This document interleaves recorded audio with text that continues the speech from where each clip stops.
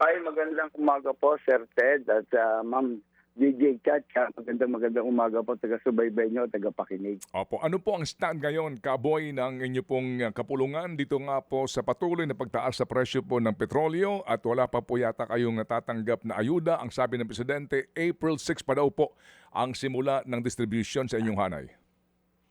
Actually po, may pag-uusap po kami ni kasamang Obet Martin. Tatlo po kaming magkakaalyado. Pasang Mazda po, Busina, na si Marlen at ang Altoda po. Ay mamaya po ay pupunta kami sa LTFRB para po sana makiusap na pandaliin nila yung aming kung ayuda na ibibigay nila dahil kahit papano po ay malaki po ang maitutulong nito. Kahit maliit po ang maitutulong sa mga driver po ay dapat po maibigay na kaagad, Sir Ted. Opo, pero yung nga pong kagandahan sa inyong hanay, hindi kayo magwewelga. I mean, kahit na po ano man ang tawag doon, basta ho kayo tuloy lang sa pasada. Tama po kayo dahil sa akin po, yung pananaw ko po, tinitingnan ko muna mabuti at nagkukonsulta po ako sa kasapian ko na kung saan, Sir Ted, hindi naman po sa minsan po narinig ko kayo, tama naman po kayo na sino po ang pahihirapan dito sa strike na to. Mga commuters lang po yung papahirapan natin.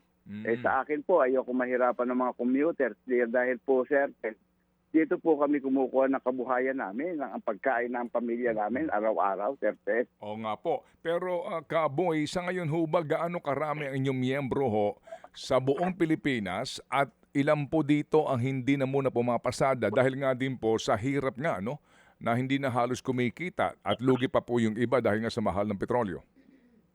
Tama po kayo, Sir Ted. Meron pong mga ilan-ilan na tumawag na sa akin na yun lang po yung sigurong paghandaan ng gobyerno na kung saan, Sir Ted, baka po dumating sa punto, lalo po sa Martes, magkakaalam-alam pa dahil tataas pa po yung diesel natin. Na sana po padalain nila dahil mayroon na nga pong nagsasabi sa akin na pag hindi na po nila kinaya, ay titigil na po sila dahil, Sir Ted, kung titignan po natin, halimbawa po, mamamasada ka ng isang araw, wala ka namang iuwi kahit 5 sa iyong pamilya. Pagod at hirap lang po yung inabot mo, Sir Ted. Opo. So ilan po ang inyong miyembro sa buong Pilipinas, sir, sa pinakahuling tala ninyo? Hindi ko po binibilang na yung tayo naman po ay may sa mga probinsya po, mga federation po yung hawak natin, kagaya po sa Iloilo. Sa Cagayan de Oro, Zamboanga, meron din po tayo sa Davao, meron po tayo sa Nueva Ecija, meron po Metro Manila, Sir Ted, no? Sige po. Okay, Cha, go ahead. Yes po. Sir Boy, sabi niyo po kanina makikipag-ugnayan kayo sa LTFRB mamaya kasama ibang grupo. Pero bago yung ugnayan niyo mamaya, hindi pa po ba kayo nakausap noon pa? Noong nagsimula na pong tumaas yung presyo ng krudo? Wala po bang naipangako sa inyo before? Actually, Ma'am Bibita siya. Nakausap na po namin at lagi po kami ni paring Obet Martin sa LTFRB na kinakausap po namin.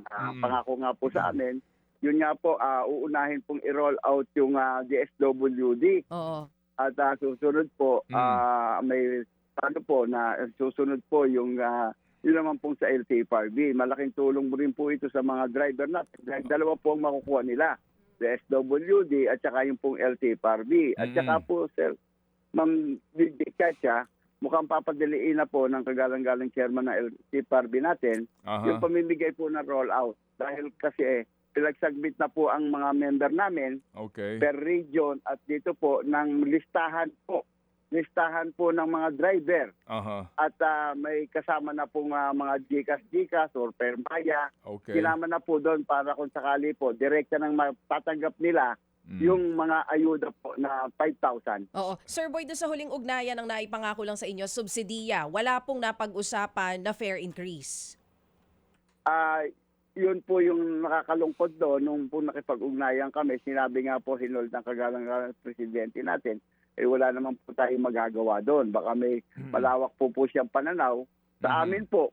At tanggap po namin yun. Pero kailangan lang po padalain nila, Sir Ted, Mang DJ, yung ayudang ibibigay nila. Baka po ang mangyari yung sinasabi mo, Ted, na baka po tumigil na yung mga driver ay bago pala sila magbibigay, baka huli na po. O, sige po, salamat na marami at muli kami makikibalita po, Kaboy, sa inyo pong pagpupulong mamaya po with LTFRB. Salamat po, Kaboy.